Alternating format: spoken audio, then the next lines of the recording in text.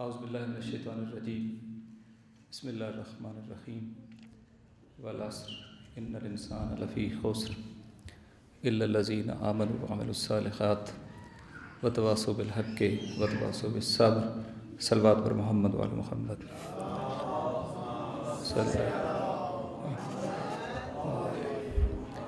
سب سے پہلے یہ کہ اپنے لیے سعادت سمجھتا ہوں واقعتاً میں نے حسین بھائی سے یہ گزارش کی تھی کہ گفتگو کے لیے نہیں، واقعتاً اپنی یہاں موجودگی کو یقینی بنانے کے لیے، اس معنوی فضا سے استفادہ کرنے کے لیے، ہم اپنے وجود کے لیے ضروری سمجھتے ہیں کہ ہم اس طرح کی محافل میں بالخصوص جہاں صرف شہداء کی بات نہیں ہو رہی، ہم انشاءاللہ یقین رکھتے ہیں کہ ارواح شہداء بھی مقدس، وہ ارواح بھی یہاں موجود ہیں انشاءاللہ تعالی۔ شکریہ ادا کرتا ہوں ان کا، اور الحمدللہ اس پروقار تقریب میں جس نے بھی جس انداز سے بھی اپنا رول اور پارٹیسپیٹ کیا ہے ان کو بھی مبارکباد پیش کرتا ہوں، برادر زیغم کا شکریہ ادا کرتا ہوں۔ بہت ہی اختصار سے صرف 3 باتیں آپ کی خدمت میں عرض کرنا چاہوں گا۔ یہ کہ عموماً یہ جو پنچ لائن یہاں پہ بیان کی گئی ہے، پنچ لائن یہ ہے کہ شہید کی جو موت ہے وہ قوم کی حیات ہے۔ سوسائٹی میں ایک سوال ہے کہ ہم نے اتنے شہید دیے، ملک کے طول و عرض میں دیے اور دہائیوں سے دیے، لیکن اس طرح نتیجہ ہمیں نہیں ملا ہے۔ جو قوم کو حیات ملنی چاہیے تھی وہ حیات نہیں ملی ہے اس طرح بَعُوں مہنہ۔ وہاں 2 شہداء، مقدس شہداء کے خوبصورت تصاویر آویزاں ہیں۔ ایک شہید قائد جنہیں میں بلا شبہ سالار شہداء پاکستان کہتا ہوں، ان کی تصویر ہے، اور ایک شہید ڈاکٹر محمد علی نقوی کہ جن کا خوبصورت شعار یہ تھا کہ شہید حسینی کی ذات میں اس طرح ضم ہو جاؤ جیسے وہ امام خمینی میں ضم ہو چکے ہیں، اور جیسے امام خمینی اسلام میں ضم ہو چکے ہیں، اور پریکٹیکلی ایک پوری لائن کی بات کرتے تھے کہ آپ شہید حسینی میں اس لیے ضم ہو جائیں کہ دراصل ایک عالمی نہضت کا حصہ بن جائیں۔ تو وہ کون شہید حسینی ہے جس کے لیے شہید ڈاکٹر محمد علی بات کرتے تھے؟ آپ کہیں گے وہ ایک عالم تھے، کیا علماء اور نہیں تھے؟ آپ کہیں گے وہ ایک مشربی تھے علاقے کے، درست ہے، اور نہیں تھے؟ آپ کہیں گے وہ ایک مدرسے کے پرنسپل تھے، ان سے بڑے مدارس بھی موجود تھے، ان سے بڑے پرنسپل بھی موجود تھے۔ آپ کہیں گے کہ وہ ایک بہت اچھے سخنران تھے، گفتگو بھی بہت خوبصورت کرتے تھے، اچھی گفتگو ان سے بھی کرنے والے موجود تھے۔ تو وہ کون سے شہید حسینی ہیں جن کے بارے میں ہم یہ بات کرتے ہیں، جن کو آئیڈیلائز کرتے ہیں؟ تو میرا خیال ہے کہ آپ سب کو یہ پتہ ہوگا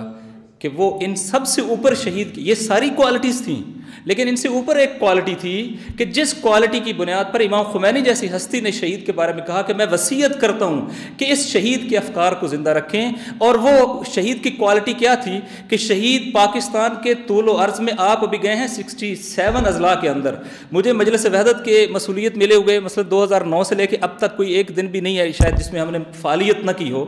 خدا کی قسم آج کی کمیونیکیشن بہت تیز ہے، آج روڈز بہت اچھے ہیں، آج ٹرانسپورٹیشن بہت اچھی ہے۔ میں خدا کی قسم اٹھا کر کہتا ہوں ابھی تک کوئی ایسا علاقہ نہیں ہے جس علاقے میں ہم گئے ہوں اور اس دور میں 80s کے دشرے کے اندر شہید حسینی ہم سے پہلے وہاں نہ جا چکے۔ یہ شہید حسینی ہے کہ جو ملک کے طول و عرض میں مکتب اہل بیت کے پروانوں کو آپس میں منسجم کر رہا ہے، ایک قومی جماعت کے ساتھ، ایک تشکل کے ساتھ اکٹھا کر رہا ہے، ان کو ایک طاقت عطا کر رہا ہے، ان کو پھر عالمی نہضت کے ساتھ اس طریقے سے کنیکٹ کرتے ہوئے نظر آتا ہے کہ وہ شعار بلند کرتا ہے، کہتا ہے کہ میں آمادہ ہوں کہ میں خود اپنی جان دینے کے لیے اپنا بچے کہا میں اپنی مال جان ہر چیز اپنی اولاد قربان کرنے کے لیے تیار ہوں، خط ولایت فقیہ سے 1 انچ بھی پیچھے ہٹنے کے لیے تیار نہیں۔ یہ صرف ایک آئیڈیالوجی نہیں ہے، خط ولایت فقیہ ایک پورا عمل ہے۔ اسی طرح چونکہ شہید ڈاکٹر محمد علی آپ کہیں کیا ایک ڈاکٹر کی وجہ سے شہید ہوئے؟ میں ایسے ڈاکٹرز کو بھی جانتا ہوں کہ جن کو طالبان نے اس وجہ سے زندہ رکھا کہ وہ ان کو ٹریٹ کیا کرتے تھے، اس وجہ سے شہید نہیں ہوئے، اس وجہ سے شہید ہوئے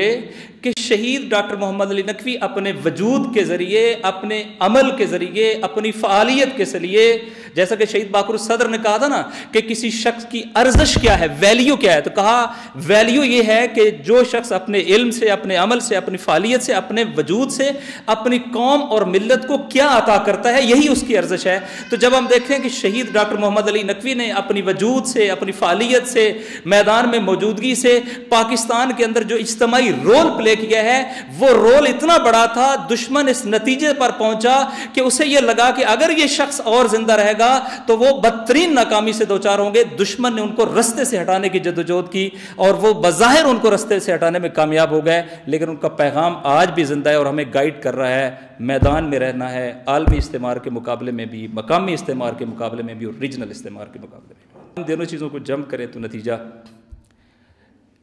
دو طرح سے شہداء ہمارے پاس ہوں گے۔ البتہ ہر شہید مرتبے کا قائل ہے، ہم کون ہوتے ہیں شہداء کے مرتبے کی بات کرنے والے؟ وہ شہید جو حصول علم کے لیے نکلا، وہ شہید جو کیا ہے، مات آل محمد، محبت آل محمد کے اوپر جو مارا گیا، من مات علی حب آل محمد فقط مات شہیدا، وہ بھی شہید ہیں، درجات ہیں اپنے،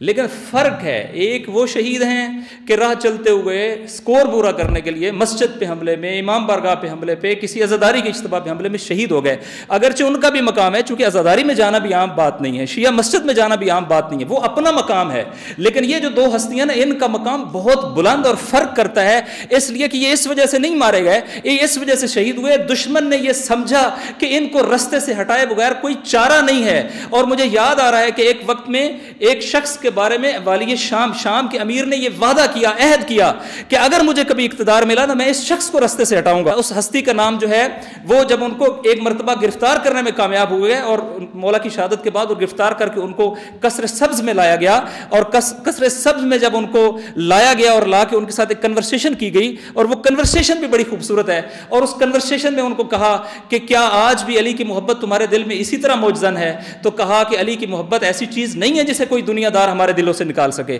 پھر کہا کہ کیا زمانے کے اتار چڑھاؤ نے علی کی محبت کو تمہارے دل سے کم نہیں کیا؟ تاریخی فکرہ ہے، وہ فکرہ ادا کرتے ہوئے کہا علی کی محبت ہمارے جسم میں موجزن گوشت اور لہو کے اندر کس طرح ہے؟ کہا مثال یوں دیتا ہوں، جیسے علی کی محبت ہمارے دل میں موجزن سمندر کی طرح ہے، جیسے جیسے سمندر میں جوش آتا ہے، مولا علی کی محبت ہمارے دل کے اندر جوش پیدا کرتی ہے، جیسے جیسے علی کے نام میں اضافہ ہوتا ہے سمندر کے جوش میں اضافہ ہوتا ہے۔ اور فکرہ کہا خدا کی قسم ہمارا یہ جسم گوشت اور لہو سے نہیں بنا، بلکہ ہمارا یہ جسم ولایت علی ابن ابی طالب سے بنا ہے۔ وہ ہستیاں ہیں جن کا جسم ولایت علی ابن ابی طالب سے اس طرح بنا تھا کہ انہوں نے اس معاشرے کو ایک سمت دی، ایک قوم کو سمت دی، ایک جینے کی امنگ دی، لڑنے کی امنگ دی، مرنے کی امنگ دی۔ جسے مرنا نہیں آتا اسے جینا بھی نہیں آتا۔ یہ شہداء تھے جنہیں مرنا بھی آتا تھا، اور انہوں نے قوم کو جینا سکھایا ہے۔ جسے مرنا نہیں آتا وہ قوم کو جینا نہیں سکھا سکتا۔ اپنی بات کو کنکلوڈ کرتا ہوں، اگر ہم ان دو شہداء کی بات کریں اور دیگر شہداء کی بات کریں تو آج ہماری ایک ذمہ داری ہے۔ شہید زندہ ہیں، ہم دیکھتے ہیں، ہماری مدد نہیں کرتے، کیا شہید ہم کرائسس کے اندر ہمیں کھڑا نہیں کرتے، لیکن جو خلاصہ ہے، اور ایک بات ضرور کہتا چلوں، چونکہ یہ شہداء ناراض نہ ہو جائیں کہ آج شہداء بھی تو ایک برادری ہے نا، یہ بھی ایک عالمی خاندان ہے، ان کی جب بات کریں گے آج غزہ کی بات نہ کریں شاید ظلم ہو، اس لیے کہ وہ بھی تو اسی رستے کے شہید ہیں، وہ بھی تو ظلم کے مقابلے کے شہید ہیں، وہ ہیں جن کے لیے میرے رہبر نے کہا میں ان کے ہاتھ چومتا ہوں۔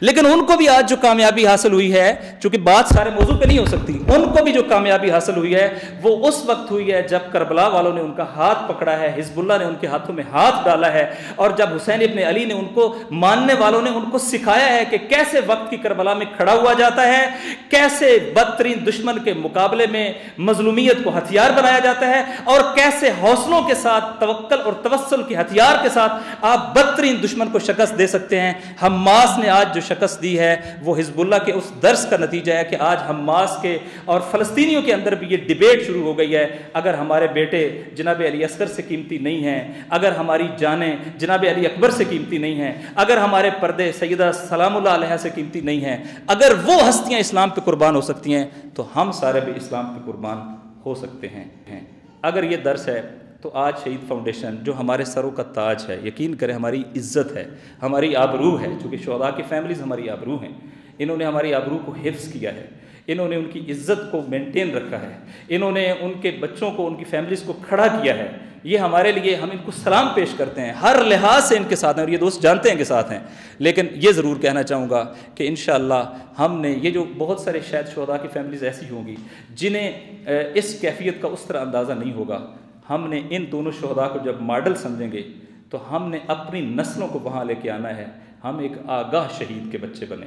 اگر وہ ہمارے شہید اس طرح نہیں تھے، یعنی اس مرحلے پر نہیں تھے، تو آج ان کے بچوں کے لیے تو حجت تمام ہے، ان کے خاندان کے لیے حجت تمام ہے۔ ہم یہ رستہ نہیں چھوڑیں گے، ہم مقاومت کا رستہ نہیں چھوڑیں گے، میدان میں موجود رہنے کا رستہ نہیں چھوڑیں گے، ظلم کے مقابلے میں کھڑے ہونے کا رستہ نہیں چھوڑیں گے، مظلوم کا ساتھ دینے کا رستہ نہیں چھوڑیں گے، اور اس کے لیے آمادہ ہیں کہ ہمیں بھی قربان کیا جائے، ہمارے اولاد اور بچوں کو بھی قربان کیا جائے۔ حسین ابن علی کا رستہ چھوڑنے کے لیے تیار نہیں ہیں، مولا کائنات کا رستہ چھوڑنے کے لیے تیار نہیں ہیں۔ یہی رستہ ہمیں زندگی عطا کرتا ہے، اور یہی رستہ ہمیں میدان کے اندر عزت عطا کرتا ہے۔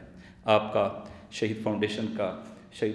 کا ایک جو جس بھی عنوان سے اس کے ساتھ مربوط ہے، ان سب کا احسان مند بھی ہوں، چونکہ انہوں نے ہماری قوم کی عزت میں اپنا کردار ادا کیا ہے، ان کا شکریہ بھی ادا کرتا ہوں، اور ان کی کامیابی کے لیے دعا گو بھی ہیں۔ خداوند کریم آپ سب کی توفیقات خیر میں اضافہ کرے، اور ہمیں عملاً شہداء کے کاروان کا حصہ بننے کی توفیق عطا فرمائے۔ والسلام علیکم ورحمۃ اللہ۔